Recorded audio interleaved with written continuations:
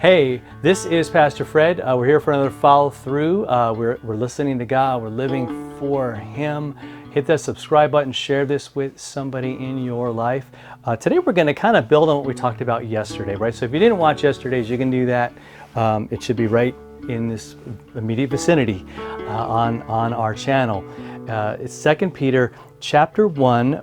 We looked at verse 3, and we're going to look at verse 5, but also verse 4.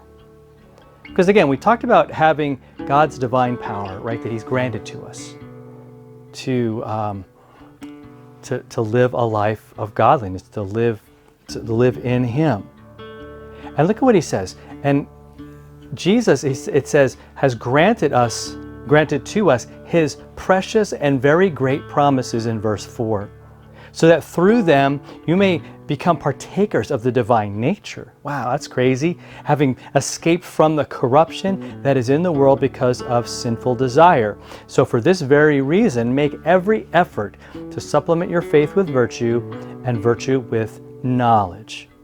And then he kind of we're not going to get into all the other ones, but there's all these other things that that lead to, right? So when you have your faith is supplemented with virtue with knowledge, then knowledge with self-control with steadfastness, and it goes on and on and on. In other words, your faith is going to grow, right? And things keep getting added to what God is giving you in terms of how you live your life and the ability to do that. But if we just sit back and go, I don't have anything, if we sit back and go, oh man, I'm just dead in the water here, then we're not being really true to what Scripture says.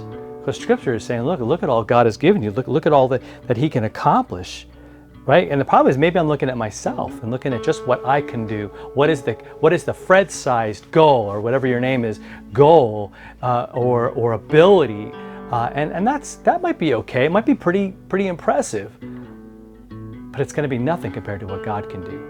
Nothing compared to what He is making available to us every day. And look at what it says in 4 and 5.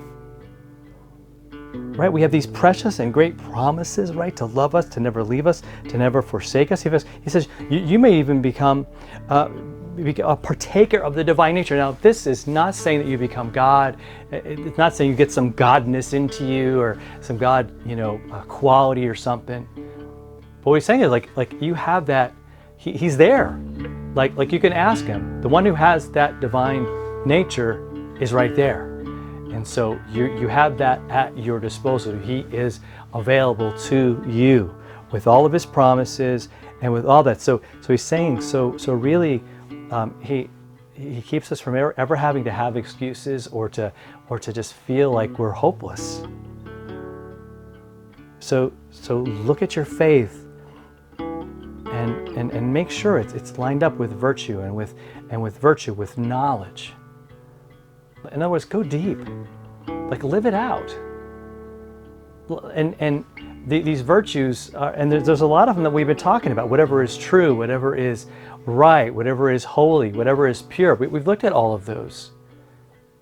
So in other words, remember that your faith is always going to express itself in how you live. And that's a life of virtue, right? That's a life of integrity, a life that reflects His glory and wants the world to know about Him and who He is and who God is, what He's about. All right? So again, let's have some conversations about that today. Let's share that with some people in our lives today. And we'll see you next time for another follow-through.